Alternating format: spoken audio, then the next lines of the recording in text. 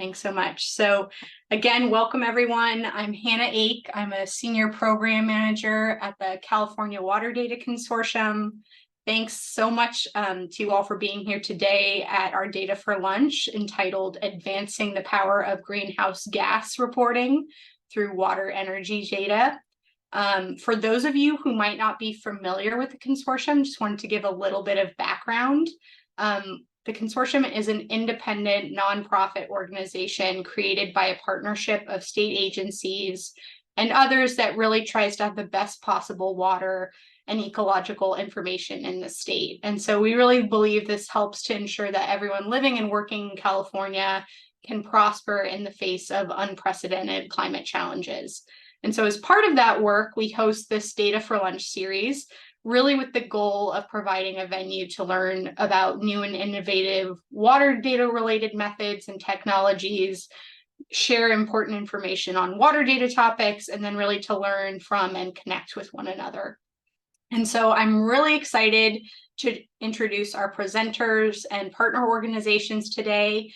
I'm excited to welcome Crystal Gawley from the Climate Registry and Chris Dembizak from the East Bay Municipal Water Utility District to our Data for Lunch today. Crystal is the Sustainable Programs Manager at the Climate Registry, and there she manages and services their members, including consistent access to training and resources on greenhouse gas reporting and verification, policy clarification, and then technical assistance. And then Chris is a senior environmental health and safety specialist at the East Bay Municipal Utility District. And there he oversees the environmental compliance program for the wastewater department, prepares their annual greenhouse gas inventory, and is really involved with the climate action planning for the district. So today they're going to provide an overview of the Water-Energy Nexus Registry and then its benefits to East Bay MUD, and really sharing their successes and challenges of using the Water-Energy Nexus 2.0 to prepare a greenhouse gas inventory in a large water and wastewater utility. And so just before I hand it over to them, just a little bit of housekeeping. The presentation is going to be about a half an hour or so, and then we'll have time for Q&A afterward. Please feel free to put your questions into the Zoom chat. We're going to be collecting those during the presentation, and I'll save them for the Q&A at the end of the presentation. But additionally, our presenters have really graciously agreed to stay on Zoom for an informal discussion after our kind of formal 1 p.m. meeting closes. So for any of you that want to stay on and have additional questions, that would be time to do that. And so with that, I'll hand it over to Crystal and Chris. Thanks so much again for being with us here today.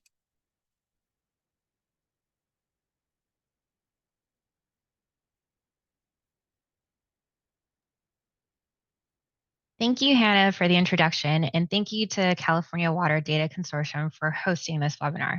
Again, my name is Crystal Gawley. I am the Sustainable Program Senior Manager here at the Climate Registry. The Climate Registry, or TCR, is a nonprofit organization based in Los Angeles and has been developing and operating greenhouse gas reporting programs since 2007. At TCR, our mission is to connect, educate, and empower organizations with resources to reduce GHG emissions in order to mitigate climate change. We offer credible, rigorous, and cost-effective carbon reporting and verification solutions for organizations in North America looking to measure, track, and ultimately develop a pathway towards a low carbon or carbon neutral future by creating and managing tools for the measurement and reporting of greenhouse gas emissions. The Climate Registry recognizes and showcases excellence in the climate leadership through our recognition programs. We pride ourselves on providing cost-effective and credible carbon reporting to our members to help them stay ahead of carbon reporting, disclosure requirements, and encourage knowledge sharing in sustainability practices. Water agencies face unique challenges with the water infrastructure and energy resource constraints as power plants are retired and energy costs continue to rise. Millions of dollars are invested into capital improvement projects for system repairs, replacements, and improvements. Prioritizing these projects may be challenging to identify and elevate without the ability to understand and forecast the effectiveness of the investments. Water usage is not often thought of together with energy consumption, but nearly 20% of California's energy, which is mostly derived from anthropogenic sources such as fossil fuels, is for transporting and the treatment of water throughout the state. Energy produced from fossil fuel sources such as coal, oil, or natural gas produce greenhouse gas emissions such as carbon dioxide, methane, and nitrous oxide, to name a few of the top culprits identified in the Kyoto Protocol, as the cause for warming the Earth's surfaces and has a direct correlation to extreme weather events. Water utilities are one of the first sectors to be impacted by changes in our climate. At TCR, we understand the challenges that organizations have in reducing greenhouse gas emissions and how each sector has its own unique challenges. We recognize that metrics are important and play a significant role in decision making. Measuring, tracking, and reporting greenhouse gas emissions is the first step to understanding where your organization is, where your organization has been, and setting the roadmap for where your organization would like to be to build a resilient water infrastructure and establish the path towards low carbon or carbon neutrality. Water agencies demonstrate the unique relationship with water and energy known as the Water-Energy Nexus.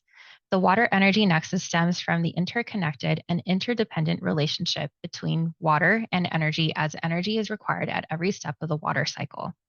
Recently, the Water-Energy Nexus has been expanded to incorporate carbon and is now being referred to as the Water-Energy Carbon Nexus to better comprehend the greenhouse gas emissions emitted from managing water. The management of water, such as the movement, treatment, and usage of water, requires a lot of energy and is a major contributor of greenhouse gas emissions. Water agencies that have developed measures for a low carbon or carbon neutral water future have been able to reduce their costs, increase opportunities and access to receive additional technical and funding assistance, and improve their operational water and energy efficiency in addition to reducing their greenhouse gas emissions. By tying together water, energy, and carbon, water agencies can consider all financial and environmental costs to make informed decisions to develop a roadmap for a resilient water and energy infrastructure. TCR developed the Water-Energy Nexus Registry, or as it is more commonly known as the WEN Registry, in 2019 to give reporting organizations the ability to track the relationship between water, energy, and greenhouse gas emissions. The WEN Registry is a voluntary reporting program for organizations seeking to measure their water-related greenhouse gas emissions and understand their energy intensities to make informed decisions on reducing their emissions. This tool assists in the transition to being a low-carbon water agency through the collection of measuring, tracking, reporting, and verifying water-related GHG emissions data to improve operations, reduce greenhouse gas emissions, develop innovative solutions, in recovering wasted energy and identifying where inefficiencies are that lead to high emissions within the whole operation. The WEN Registry is currently sponsored by the California Environmental Protection Agency and is available to the organizations with operations in California at no cost through March 2025. With the WEN Registry program, your organization will have access to WEN methodology protocols and guidance documents, help desk support and training, TCR's proprietary calculation tool, and reporting platform. Participants also have access to our third-party verification program and our Water Energy Leadership Recognition Program.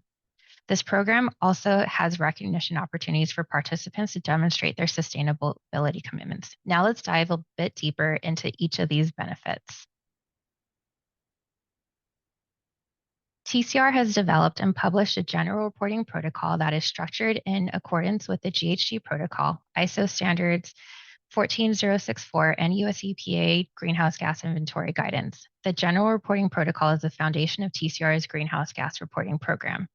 Building on the GRP, TCR has developed the Water-Energy Nexus protocol to provide sector-specific protocols and metrics for reporting water-related greenhouse gas emissions and other sector-specific protocols like the electric power sector protocol and local government operations protocol for additional reporting guidance. These are all designed to be used in conjunction with the GRP and are all available on TCR's website. In addition to the protocols, TCR has also provided additional guidance documents on renewable energy, tracking emissions over time, and small business emissions, to name a few. All of these guidance documents were designed to help participants through all of their reporting needs and at any level of experience. Participants have access to TCR's proprietary reporting tool called CRIS. This tool has built-in emission factors that make it easy for participants to make these calculations. Other training materials like live webinars and training sessions, calculation resources, and other tips and tricks are also available for WEN members. TCR also offers help desk support via phone and email for all of our members to assist in their reporting journey. With the standardized methodologies and tools, organizations will have high-quality data to help make informed decisions and share their GHG reduction journey with stakeholders and key decision makers, set GHG emissions baselines, ability to track emissions over time, and have the option to disclose their inventory on TCR's website to promote their transparency. WEN registry reporters can be recognized for their leadership in addressing and reducing their emissions with the Water-Energy Carbon Nexus through our recognition program called the Water-Energy Leader Program. There are 5 levels of recognition, starting with the bronze and going up to all-star. Each level is adaptable with varied levels of stringency to recognize our WEN reporters at varying stages of their low-carbon journey. This recognition program aims to help WEN reporters communicate their climate action and leadership to their stakeholders. With all of the reporting tools offered through this program, participants can take advantage of important benefits such as understanding data through quantifiable metrics, demonstrate transparency to stakeholders, and monitoring impacts that can support access to additional funding opportunities. Reporting to WEN provides a high-quality data that can be used to demonstrate leadership and stakeholders that may open doors for funding and assist in making more informed decisions that drive innovation and support a resilient infrastructure. Some of the founders of the WEN registry include Los Angeles Department of Water and Power, East Bay Municipal Utility District, Metropolitan Water District of Southern California, and many other great water providers and water users. If you are interested in participating or learning more about the program, please contact us at wen@theclimateregistry.org. We would be happy to set up a demo of our reporting tool or talk in detail about how this program could work for your reporting needs. Thank you for having me here today to share the Climate Registry's Water-Energy Nexus Registry program. I'd like to now pass it off to one of our founding WEN participants at East Bay Municipal Utility District, Chris Dembizak, to share his experience using WEN. All right, good afternoon, everyone. Let me get my screen shared here.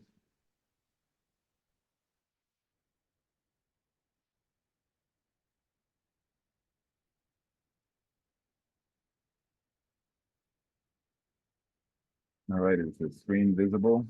Looks great. Okay, Yeah. Thank you. So yeah, I'd like to just kind of share our journey doing greenhouse gas inventories and incorporating the Water-Energy Nexus and the Climate Registry protocols into our program here at East Bay MUD in Oakland, California. So what we'll talk about today, it's a lot of information to go over, so I'm going to keep it somewhat high level, and I'm happy to answer any detailed questions and more specific questions after, but I'll give you a quick introduction to who East Bay MUD is, what we do, talk about our journey with greenhouse gas inventories, talk about all the data that we need to gather to prepare, the inventories. Then I'll share the results and kind of some of the interesting things we've learned like through doing this process. And then I'll go over successes, challenges, and then some specific initiatives East Bay MUD has done that we've seen reductions in our greenhouse gases that we think are worth sharing with others. So East Bay MUD is in Northern California. Our customers live in the East San Francisco Bay Area and, Oakland out through Walnut Creek, up through Richmond and down through Hayward.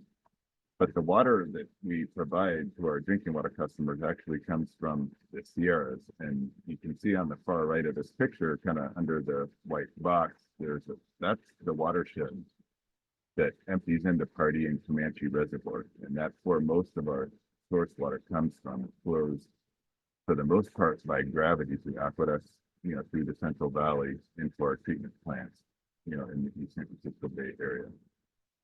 Another thing that kind of comes into play as we start looking at data is we have water rights to pull water out of the Sacramento River during dry years as a supplemental water source.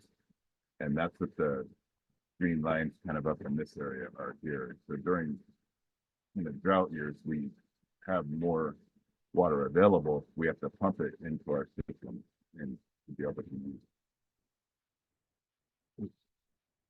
So East EBMUD is both a drinking water and a wastewater utility.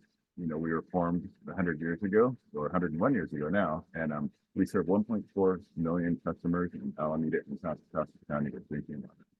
The tan area on the map is our service area. So we have over 35 different cities and communities, 332 square miles, and then we have 5 water treatment plants that treat water with slightly different processes. Some are just filter plants, and some have more advanced treatments depending on where the water's coming from. On our wastewater services are smaller, and it's a little hard to see, but the green and white diagonal lines in Berkeley, Oakland, Alameda, that's the wastewater service area. So within that, we have about 740,000 customers.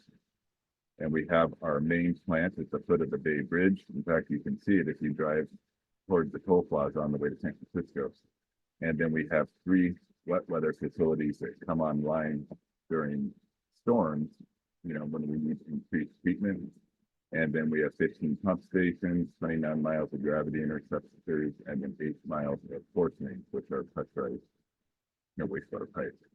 And we also operate, 3 recycled, water plants within our system to produce recycled water.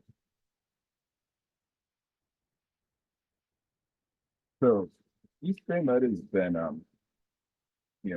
interested in greenhouse gases, since 2005. And before I get into the voluntary reporting we've been doing since then, I do want to note that we are required to report to CARB annually under the mandatory reporting rule in AB 32. And that's because our main wastewater treatment plant, does emit more than 25,000 metric tons of carbon dioxide, primarily due to the combustion of biogas that comes off the anaerobic digestion process here. So we do report, inventory a little smaller in scope than what the Climate Registry requires to the state each year and get that verified by third parties. The voluntary reporting here at East EBMUD started, long before I was involved. So I can't take credit for, being the founding member of the Climate Registry and going back to 2005. I inherited this about 7 or 8 years ago, but East EBMUD was one of the early members. There was an organization called the California Climate Action Registry from like 2005 to around 2008 or 9 that, several larger water utilities and we participated in the state. My understanding is that closed and kind of rolled all the efforts and, technical data into what became the Climate Registry. So that's probably how we became founding members within the Climate Registry. So for several years, we just kind of reported, I would say we used the general reporting protocol that was shared as our guidance document, for reporting our inventory and performing each year. In 2019, we were kind of excited that the Water-Energy Nexus, came out. Its original version 1.0 came out in 2019. And then the current version 2.0 came out in 2022. But that was exciting to us because it gave us something specific to really, frame our operations and make sure we're capturing all the resources that, apply to us. And it was easier, in my opinion, to adapt than using a general protocol where you have to ask a bunch of questions and try to interpret, well, what does that mean for like a pumping plant or something specific, to what we do. So this is a slide that maybe some of you have seen before. It's a fairly common slide in greenhouse gas presentations, and I just want to spend a minute or two going over the framework of how voluntary reporting works. There's 7 gases in most recognized protocols that are required for reporting. So carbon dioxide is the main one, and that's the gas that when you hear the term carbon dioxide equivalent, that we convert the other 6 gases into equivalent emissions of carbon dioxide. The EBMUD reports on all 7 here. Methane and nitrous oxide are the other 2 ones where most other emissions come from. The HFCs and PFCs are refrigerants, which we do inventory. I'll talk about that briefly here. We have had to report emissions of SF6 a couple times. That's a specialty gas used in electrical insulating switchgear. And then NF3 is something that we've never encountered here at EBMUD. So when we do the inventory, we do how to identify and capture the sources of all the emissions of those gases. And then we break down the different processes and emission sources into scopes.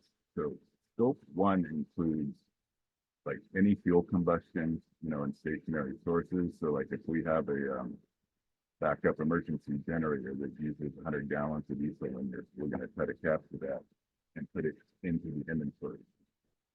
All the biogas that we burn at the wastewater treatment plant would be included in that. Natural gas, for all the like hot water heaters and furnaces, that's something that we consider scope 1 and capture.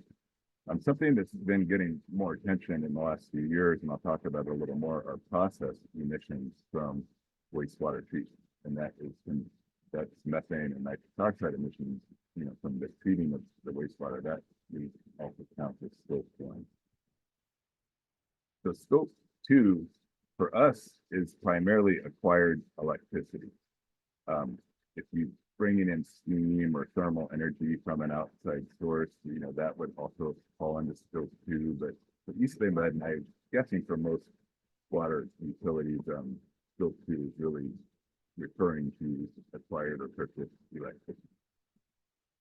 Now, scope 3 is something I will say up front, we are not including much in scope 3 in our inventory. We have a couple leased facilities where, due to the relationship with the other entity running the property, we count some of their emissions. But what scope 3 is looking at is things that occur upstream or downstream of our operation. So we have an inventory boundary. We define that anything we have operational control over. So if we're purchasing chemicals or we're purchasing cement, that's something that could be studied, but we don't have good data, and we aren't currently including scope 3 in our inventory. But it is something that's getting a lot of attention, like what are the embedded carbon emissions in buying concrete, for instance. That's something that if there's more study done, there might be some good data we could apply to the inventory in the future. Downstream scope 3 are like what happens to waste when it leaves here. Does it go to a landfill? Does it go for treatment? What is it? Go for recycling? What are the associated emissions of those downstream operations? But for the sake of simplicity, we're really focusing what's in our operational control and our boundary. Okay, so the process of doing the inventory requires quite a bit of data. And as you go through the protocols written by the Climate Registry, they have a lot of different methods of calculating the emissions. So we always try to use the one that will yield the most accurate results with the data we have available. And so for fuels, we have purchase records. We have 14 different fueling stations throughout EBMUD operated by the district. So we have excellent purchasing records I can pull from to find out how much gasoline and diesel, was purchased district-wide for those fueling stations. And then, I use that to find out where that comes from. Electricity and natural gas can be a real challenge in larger organizations. So we have over 500 different, electrical accounts where we're acquiring electricity from. We get it from 6 different suppliers currently in our area. And the proper way to account for that is you find out exactly what was used and acquired between December or January 1st and December 31st each year. So we have to do some prorating with the bills at the end and the beginning of the year. So to tackle this, I worked, or my predecessor worked with our engineering group who does energy acquisitions here, and they built, and it's called the electric bill tracking system. It's something we built in house. So every single bill that the district receives gets put into the system. It gets categorized by type of facility. And what that's done for me is it's given me a fairly easy way to run a report for the previous fiscal year or calendar year and pull all the electrical data. So this is an example in fiscal year 2023. We purchased about 106 million kilowatt hours of electricity. We do use additional electricity self-generation from our, we have 2 hydro electric plants, and we generate energy at our wastewater plant that we use that I essentially consider clean energy with, no emissions, since we self-generate that. But anything we purchase comes in through here. So that's a report that I run, and it saves me a lot of time having to go through hundreds, if not thousands of bills a year to really get that number. Digester gas is an important, wastewater measurement because that goes into a lot of the emission calculations for, emissions at the wastewater treatment plant. So we have calibrated flow meters here at the plant that we pull that data from. Refrigerants was one that was a bit of a challenge for us. If we had like 3 or 4 fillers and that was it, we could probably pull inventory records and weights every time it services. But district-wide, I think I have at least 300 different units with refrigerants in them throughout the district that we keep account of. So the way we tackled this is there was something called a simplified method in the PCR protocol, and it's helpful because when you're following the Water-Energy Nexus and our protocols, up to 10% of the things that we put in our inventory can be simplified methods. So it means they may not be as accurate, but we can still come up with a credible estimate. So I'm using one of the methods, from PCR to estimate refrigerants, and we just look at. I have our staff update the inventory each year, say what was removed, what was added, and then there's some emission factors we can apply to that estimate. How much emissions came from refrigerant losses, and then process data we can get out of our system. Okay, other data that we have to collect to perform an inventory, and this is coming from outside EBMUD, are all the emission factors that you have to apply to your fuel usage or electricity. So once you know that those raw figures, you have to convert that into greenhouse gas emissions. So the Climate Registry publishes an annual document that's kind of a roundup of all the different national and international sources of what emission factors are. So that's where I pull things for like propane, for diesel, number 2 for gasoline. And they also list some of the like the refrigerant emission factors can be a lot, pretty high compared to some of the other gases. So that's a great resource for me. For electricity, what I've recently started using is the California Energy Commission is now requiring retail electrical providers to put a power content label out annually for the power they buy. So I put the one on in this photo for PG&E that was the most recent one available from their website. So you can see here that PG&E's, was pretty clean in 2022. Their base plan, which is what we buy, was 56 pounds of carbon dioxide equivalent per megawatt hour per year. So that's been a very valuable resource for me to look at our suppliers, and it also gives you a way to compare, one supplier to another to see how, they stack up. Another good source for emission factors is the EPA EBMUD values. So EPA publishes, regional average electricity values. So if we get power from WAPA, which is another national organization, and they don't have very reliable emission factors published like I'm showing for PG&E. So we use EBMUD for that. We come up with the emissions related to that. And then, yeah, so that's good for now. One thing I do want to point out is that SB 100 in California is going to require 100% renewable or zero carbon retail electricity by 2045. So for all of this cracking, this happens, they're going to have very few or no emissions related to electricity by 2045. So this is going to come down, regardless. Okay, so all this data, I won't spend a ton of time on this, but I did want to point out, the process here. So once we gather all that data, we have a spreadsheet that we've custom built over the years. It's up to about 100 different lines now. But we plug all this data into the various categories of how we like to track it, and it calculates, the metric tons or the emissions related to that. What I use Chris for, some people use this as, they don't use a spreadsheet, they can use Chris for doing all of this, through the Climate Registry. But what I use it for is a quality control check on our spreadsheet. So every couple of years, I'll go in and enter all the data, configure Chris to match what we do, and make sure that the numbers match. So that gives me that level of quality control that the spreadsheet numbers are working properly and calculating right. So here is our data and what we've learned over the years. So this chart is showing our greenhouse gas emissions since 2010. I will note up front that biogenic emissions are generally exempt from most reporting protocols, so we do count them, but we don't report them like in most drafts. So this is scope 1, scope 2 emissions.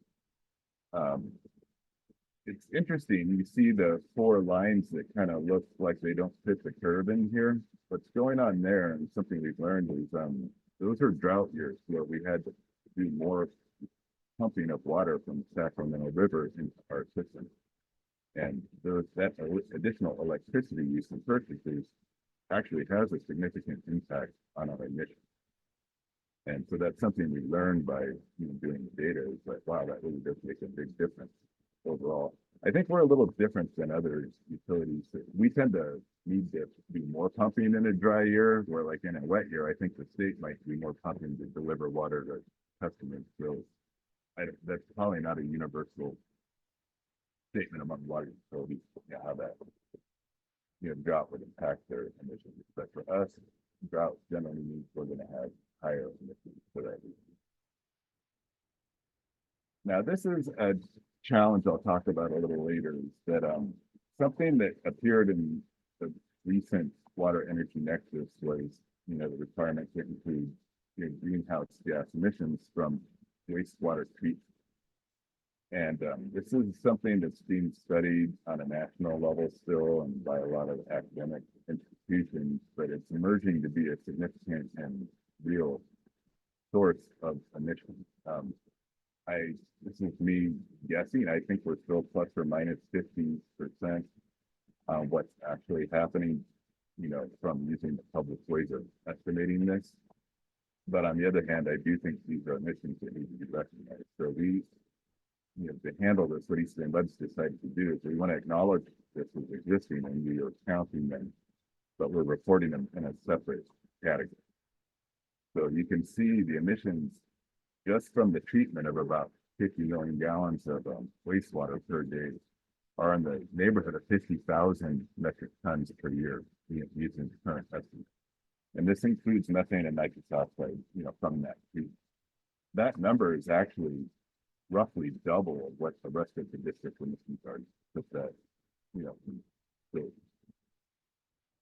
So this is something interesting I thought I'd share. We look at our emissions, we break it down into 5 different sectors here to track how we're doing. So buildings, you can see over the last 10 years, we've had a pretty successful, reduction in emissions in our buildings. And some of that is the electricity's been cleaner. A lot of that is from, putting in more efficient lighting and HVAC equipment in some of our larger buildings. So we've had a lot of success reducing emissions there. Water treatment and distribution. So that's our 5 water treatment plants, and pumping water around our distribution system has not as dramatic as a fall, but you can see a slight decrease over the years. For that. Now, raw water is where you see these huge jumps around, and that really corresponds to the drought years I was talking about earlier. On a normal dry year like 2020, I mean, on a wet year, I'm sorry, when we don't do a lot of additional pumping, we have very few emissions. But then on drier years where we pump a lot of water, you see the bar is much higher. So that's something that we learned, by doing this, just how big that impact was.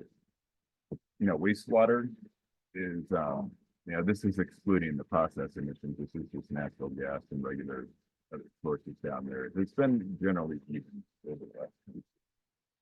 And then in our fleet, we've seen some reductions over the last 6 or 7 years. And I will say that's primarily due to using renewable diesel. They started marketing renewable diesel, which is something that is considered a biogenic emission when it's emitted. So that's the reason that's dropped down a lot. All right, doing the time check here. Okay, so here are some of the successes I really, felt using some of the guidance from Water-Energy Nexus has helped us with. I've had to go back as protocols change and look at past data, because if you're using one protocol and new science develops, it comes out and says, well, you should count things this way. We know more now. It became a real challenge to present past year's data with the new data. So I was able to get guidance from the Climate Registry on, when do you go back and revise past data in your baseline year, and how do you do that and keep it credible? So I think the general rule is that if the protocol changes cause more than a 5% change in your inventory, then you can go back and do baseline and past data revisions. That way, when that chart I showed is an apples to apples comparison here. And it took some time to go back and get a little more data to do this, but it's something valuable, I thought, when we were presenting data. I mentioned this already. I think this is something that's helped us a lot, is we can use these simplified estimation methods in the Climate Registry protocols for up to 10% of our inventory. So what that does is it really allows me for something like refrigerants to spend less time gathering a ton of information on something that might be only 500 metric tons and focus my effort on the bigger impacts like electricity and fuel usage, and it makes sure that data is more accurate. So that's something I like. I talked about that already. The refrigerant inventory, we do use some screening guidance that the Climate Registry published to us, and that's made that much simpler. And something I think we're going to be getting into soon here is the whole issue of carbon credits.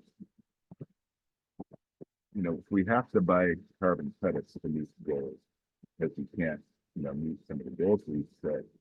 There's a lot of questions about, well, what makes the credit worth purchasing, and how do you know it's valid, and so the Climate Registry has some really good guidance on different criteria we can use to evaluate credits. They have a few third party kind of like verifiers that verify credit submissions. So I'm going to draw heavily on that when we start purchasing credits. So when I go to our board of directors, I can stand by the recommendation, say this is the credit we want to buy. It's based on this guidance. Yeah, so some of the challenges I've had here are, and some of this first one isn't necessarily on PCR, but as the wastewater process emissions became more and more recognized and became an issue, it posed a real issue for EBMUD and how that was going to align with our goals. And since we do recognize these are real and we're going to report out on them, what we decided, that's why we put them in a separate category, because our goals have always been based on the traditional scope 1 and 2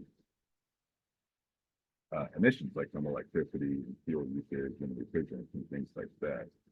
So that posed a problem. It was hard I couldn't put those in with our goals and have our inventory triple and without completely redoing it. So this is something that we're going to be talking to over the years with our board, because our current goal is to be carbon neutral by 2030. and that's going to be difficult, if not impossible, to process emissions are towards that. Something that is also a challenge is some of the estimation techniques require a lot of data, and so I haven't been able to use some of the more advanced ones in the protocol to see the data availability or the time it takes to gather that. So I would say that that's been a challenge. And another challenge I've seen in hearing other presentations and talking to others is that sometimes comparing the results from Water-Energy Nexus to another utility or another organization that's using a different inventory is hard, because we're not using the same underlying assumptions and frameworks. They may or may not be comparable. And that's something that is, I read more and more about how people are doing things that I think is something worth thinking about. So this is where I give the plug that the more people that are using the Water-Energy Nexus, the better that comparison can be, the more representative I think, the emissions from our water and wastewater industry. So I think getting towards the end here, I just wanted to highlight a few things that EBMUD has done that have helped us reduce emissions over the years. We had a huge building energy efficiency project done in our downtown Oakland buildings, where we replaced all the lighting with LEDs and with room sensors and kind of state-of-the-art energy efficiency devices.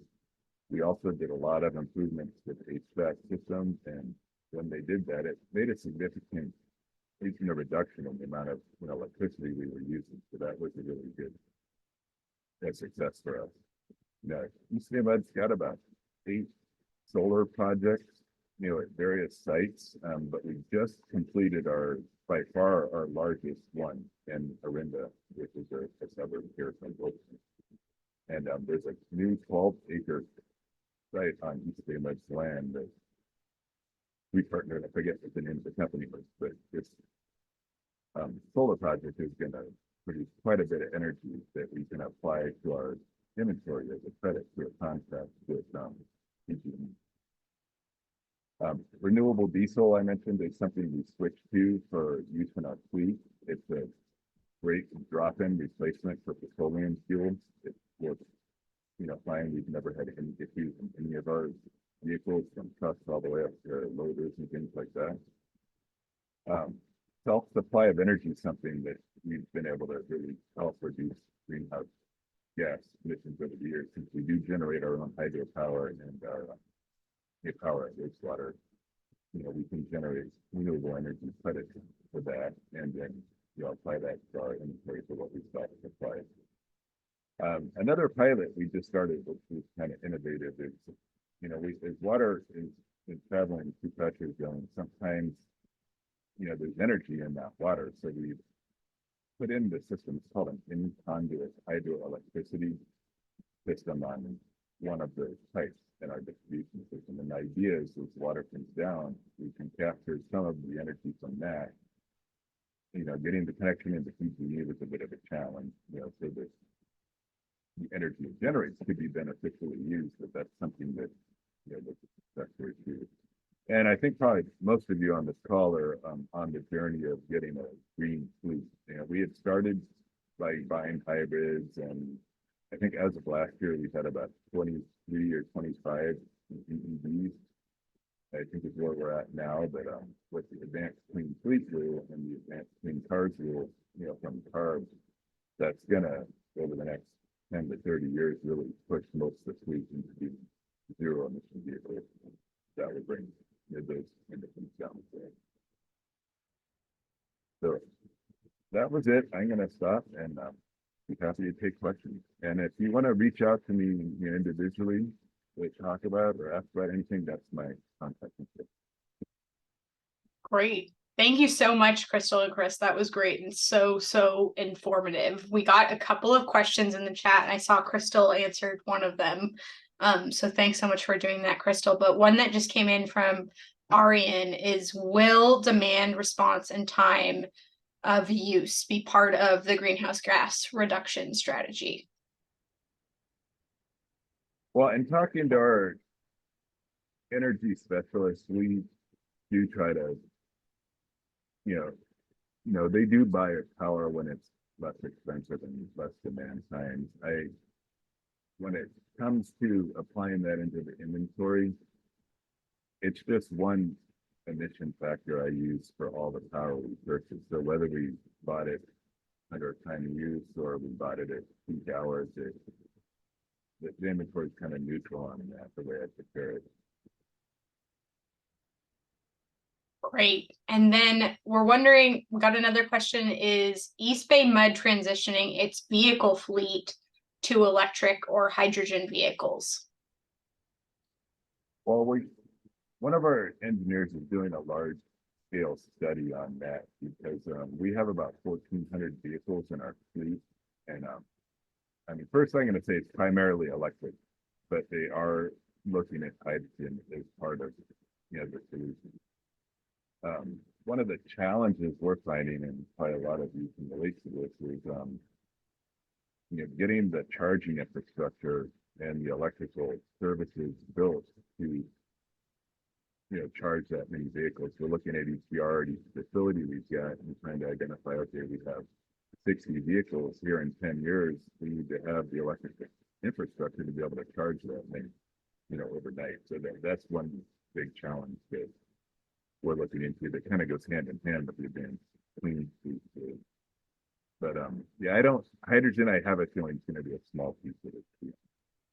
Yeah, that's great. Thanks. And Crystal, I'm wondering, talking about the WEN program, if you could talk a little bit about how long the onboarding process is, what that looks like, and maybe how much the program costs after 2025. Sure. So after 2025, if we're unable to get additional sponsorship from Cal EPA, then it would become a paid membership through the Carbon Footprint Registry. And then you continue being able to report your emissions under that program. Onboarding, depending on if the organization has reported their greenhouse gas emissions previously, or if this is their first time around, it all depends on that organization and also the size of that organization, how many facilities they'd be reporting for. But we do provide the hand-in-hand assistance to help all members as they go through that process in the initial first year. And even today, like Chris will reach out to us and ask questions. So we're always providing our members assistance as they're going through their journey. That's great. Yeah, I'm wondering, and Chris, maybe this is a question for you too, but do organizations need to do a lot of prep work or data management kind of ahead of participation in the WEN program, or does the WEN program help kind of get the data management house in order? I think the first year is going to be a lot of work, and that's when you get a copy of the protocol, you work with them to clarify questions, and maybe get ideas of how to compile the data. But like for us, I think building the systems to get, especially like the electricity and natural gas data and the fuel data, is a fair amount of work the first year. I will say, once you've built the system, a lot of times when I do the inventory now, I'm just getting a hold of somebody. Can you run this report that we established? And then so first year, yeah, maybe it took days and days, but it's probably 10 or 20% of the effort the second or third year once the systems are in place. Yeah, to echo what Chris just said, the first year is typically the hardest year. That's the year that you're establishing who's the team that's going to be working and helping gathering the data to report, and then also identifying what your reporting boundaries are going to look like and what falls within those reporting boundaries. And so that's usually the hardest part and the biggest lift. And then once that happens, then being able to source where all the data comes from and establishing those systems in place that Chris just described, that part gets a little bit easier over time. Yeah, that's great. Yeah, I'm sure that big lift in the front is worth so much time savings on the back end. And so, Chris, I'm wondering if you could talk about, you mentioned kind of successes and lessons learned since using the program, but has this program kind of influenced any protocols or processes at East Bay Mud, and kind of what has the time savings been overall? Yeah, I don't, and I have to think for a minute.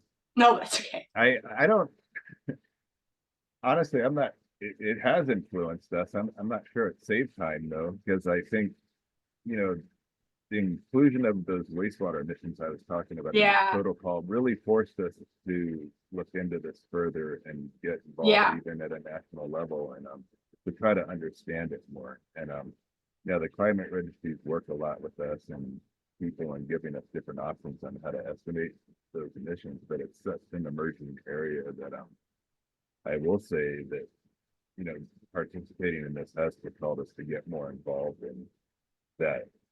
So I like that. I think it's forcing us to look, you know, toward the future and learn more. Yeah.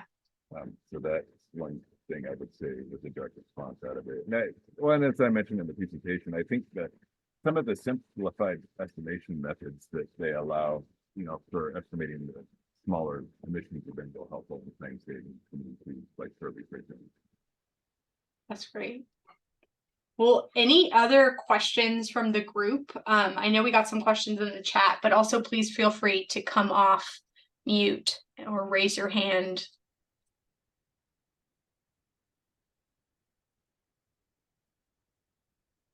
I guess one more question I had, Crystal, for you is kind of, are there like trainings or materials that you provide as part of being part of the program to kind of help move along in the process? Yeah, thanks for asking that. That's a great question. Yeah, so a part of the onboarding process for all of our members, we do make available past webinars. One of them is like a carbon footprinting 101, kind of to help walk through the general like overview of what that reporting process looks like. But then we also provide an inventory management plan, and that's the document that kind of helps organize the team in the beginning to help establish who's going to be supporting the efforts of reporting the greenhouse gas emissions for the organization internally, but then also helping to identify the reporting boundaries, and then the sources and the facilities that are associated underneath the reporting boundaries, and then all of the locations that the data will possibly be coming from. So that way it's kind of like the guidebook internally of like how has the organization been reporting and where are they collecting the data from, and then who's responsible for what. So it kind of lays out that roadmap and that plan for them. And then we're constantly creating new materials and updating resources. So every year we update the emission factors document that Chris referenced to, but that also gets built into our Chris reporting platform. So that way you have the document to reference to if you wanted to, but the emission factors are built in, so you don't have to plug those emission factors right into our Chris calculator. So we kind of try to provide as much resources available to our members as much as possible. And we always like listen to our members to hear if there's any additional resources that they could possibly find that could be useful. So we're always here to like help support our members throughout the entire journey. That's awesome. Thanks so much for listing all of that. Yeah. Well, any other questions from the group, maybe before I wrap us up? I'm not getting any, but if there's any last minute thoughts, please put them into the chat, and we'll make sure that Crystal and Chris get them. Crystal and Chris, if you could put your emails in the chat, if you're comfortable with folks reaching out to you with additional questions, that would be great. I just want to close out with, if you're not already a part of the consortium's email newsletter, please subscribe. We'll put the link to that in the chat. And that's a way to get these presentations and recordings and other news. If you subscribe to that, you're going to get more info on our upcoming data for lunch in fall. And we're always looking for suggestions on those. So please reach out to either me or Elisa if you have any ideas. After I close out the meeting, there's going to be a brief survey that'll pop up once the meeting ends. But thank you all so much for attending. And thank you so much, Crystal and Chris, for sharing all your work. It was so great to have you. Yeah, thanks for having us. Yeah. Yeah, Thanks for- everyone. Bye. Bye.